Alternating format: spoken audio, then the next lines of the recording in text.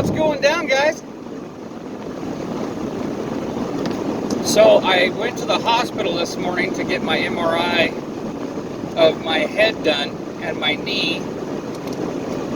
And, when they called me yesterday to remind me, they said, wear a mask or whatever. So I wore my organ ducts mask. And there is so many people just like walking up. They got their mask on.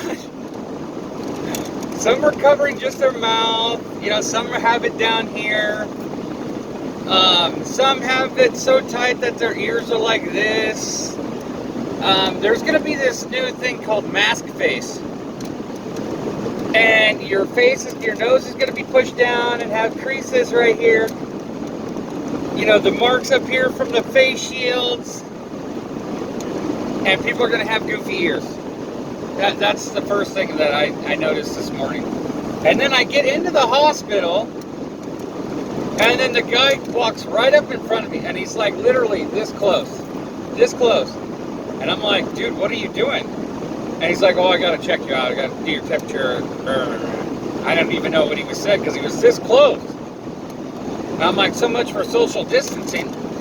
And so he does the thing, but he's super close. Like his elbow hits me. That's how close we are when he's checking my temperature with that deal.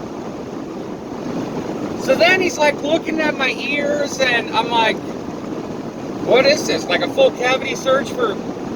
And then all the questions they ask you, so they've bumped up their questions now. Before it was like, have you traveled outside of the United States in the last 30 days? No. Have you traveled... I can't even tell you where they asked me this morning, but then he was like, have you been next to anybody with the coronavirus? No. I go, dude, I don't live in town. I haven't been around anybody. And then he goes, have you been tested for coronavirus? See how it's all playing out? So they're going to start asking you if you've been tested. So then they're going to have all this shit marked down of who's been tested, who's not been tested, if you vaccinate, if you don't vaccinate. All this is coming full circle for some stupid shit. Then he asked me, do you want to be tested? And I said no. So then he's like looking at my face and my ears or whatever, and he goes, what are you here for? And I said, I'm here for an MRI. And he goes, okay, I want you to go sit over there. And there was people in the waiting room, and he goes, sit away from the people over there. I'm like, okay, whatever. So I get over there, all the people that are helping somebody else. So then I get called up, and I was gonna go sit down, and she was like, no, you can stand up. I'm like, oh my God, this is insane. So I get all checked in, and then since I was having an MRI, she gives me this paper that asks, do you have tattoos? Do you have piercings? Do you have screws? Do you have this? Do you have that? And she goes, sit down over there. The other place isn't open yet, and they'll come and get you when it's open. So not only am I sitting there doing the paperwork, the lady comes in, grabs everybody that's going over to the other waiting room, but we have to walk like in a single file. I felt like I was back in school where you had to have a gap. I was the first one because I don't want to deal with anybody's shit.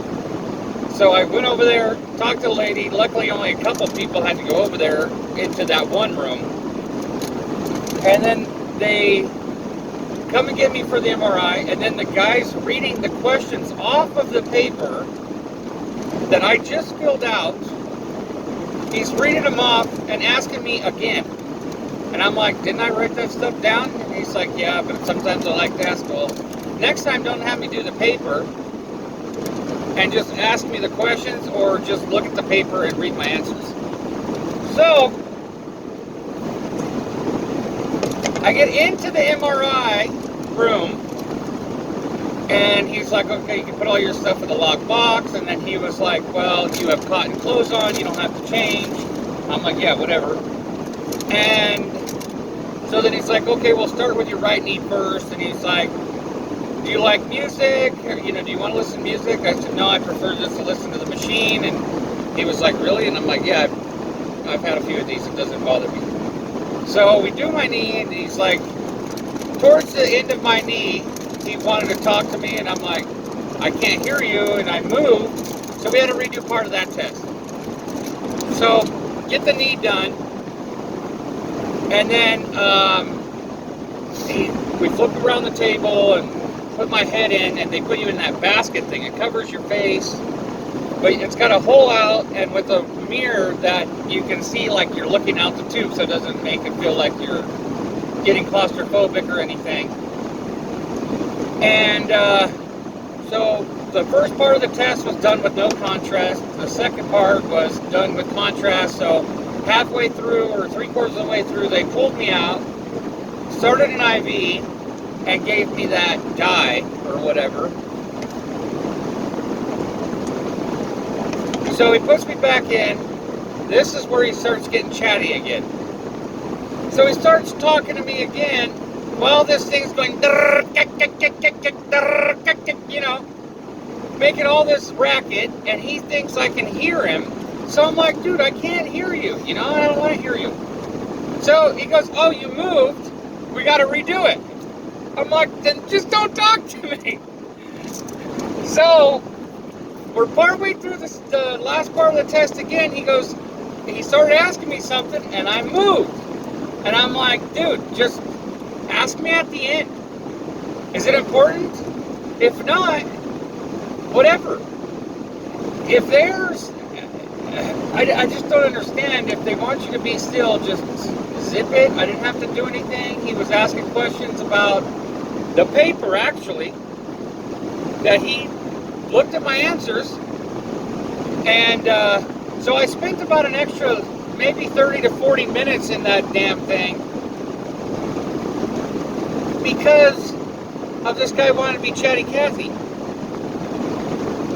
Makes no sense. So then we leave that place.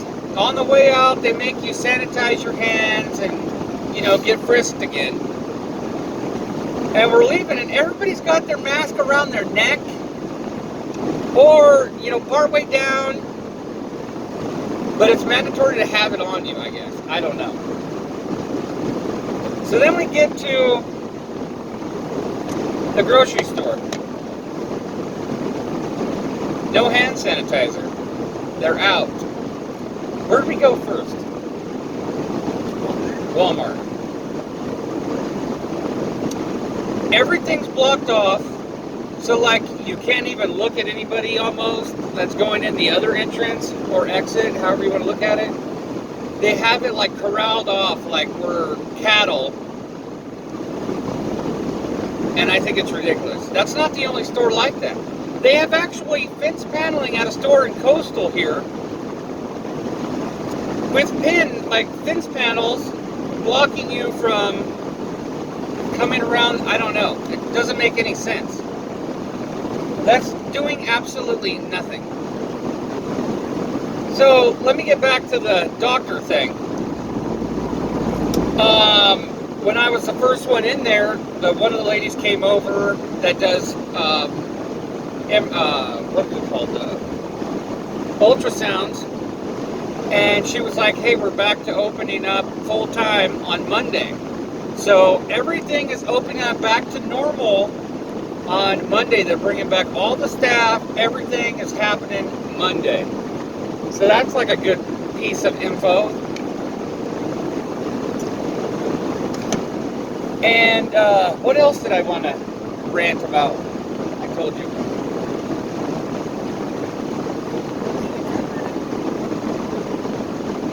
Yeah, there was something else. Anyways, the hand sanitizer and cleaning the carts and stuff, that stuff should never be empty. If everybody's that worried about catching shit or whatever, there shouldn't be a shortage of the wipes or the hand sanitizer or any of that at all. And most of the places we went to were out. So Mrs. Farmer has her big old container over here of, are those the bleach wipes? They're just disinfectant. Disinfectant wipes. Generic, because you can't. order Lysol because it's reserved for the medical center. Oh, another thing. How is a car dealer essential? Let me ask you that. If you didn't have a car before the coronavirus, you didn't need one during the coronavirus or after, for all that matters. We weren't supposed to go anywhere. So. Yeah, if you're not supposed to go anywhere or travel, or a car is not essential to buy during the coronavirus. Makes no sense. Oh, another thing. You can totally tell when you go to Walmart, all the Hanyakers there are spending their stimulus checks. New bikes, new grills, smokers, everything. Everybody's buying it. Oh, that's another thing I wanted to talk about, was the shortage of food. So, let's talk about pig farming for a minute. I grew up on a pig farm, and so the pig farms back in, what was it, Nebraska and Missouri, those places, they shut down the packing plant, like the butchers. So when they shut down the butchers, where do the farmers take their pigs to get butchered? They can't. The other one was closed too. Like this one lady had called in to Rush Limbaugh the other day, or Sean Hannity, one of the two, and was like her son was a pig farmer, and they're having to, you know, I'll be nice and say euthanize, but they're just digging big holes and putting all these pigs and letting them go to waste in holes, which makes no sense. No sense at all. Who's paying the farmer for those pigs? Nobody. So, when a pig has no place to go when it's time to butcher, it's got to go somewhere, because it's a revolving door. There's new baby pigs being, well, let's start off. There's sows being bred to be pregnant, to give birth to little baby pigs. And then those little pigs get weaned from their mother after like a week. I think it's pretty soon when it's big time like that. I think they're only with the mom for maybe, I don't even know if they're with the mom a full week. The thing I was watching the other day. Because it's only a certain amount of days. I think it's 6 days. And then they take them away from the mom. Then they drop down these feeder things that looks like a nipple, and that's how they get their milk, away from the mother. The mother goes to dry up real quick, so then she's back to breed again. So it's a never-ending process. So if you stop the butcher, you have millions, if not hundreds of thousands, if not millions of pigs that need to go somewhere. And they're only in a certain section for so long. So if you stop taking pigs, you're blocking up the whole show, which would totally wipe out a whole small farmer's deal in one month. You can be totally done in 1 month. Because the gestation period of a pig is 3 months, 3 weeks, 3 days. That's how long it takes her to give birth. So, and all the, what? So there'll be a shortage for that long. Yeah, so there's going to be a shortage just for a short time, because in another week or whatever, there's going to be another batch of pigs going back if they open up the butcher. That was the fuel delivery guy. If you were just wondering why I was waving. So there's not going to be no crazy shortage. The only thing that I think is crazy is how they wasted all of those pigs. That could have went to other places. You could have probably opened up your own butcher shop and took hundreds of pigs and made a decent living doing that to get product out. Where's PETA at now? Yeah, no kidding. But he is stupid, so. I know what I'm saying. Anyways. And if you've got, if your bank account's been stimulated, good for you. The farmer's still waiting for his bank account to be stimulated.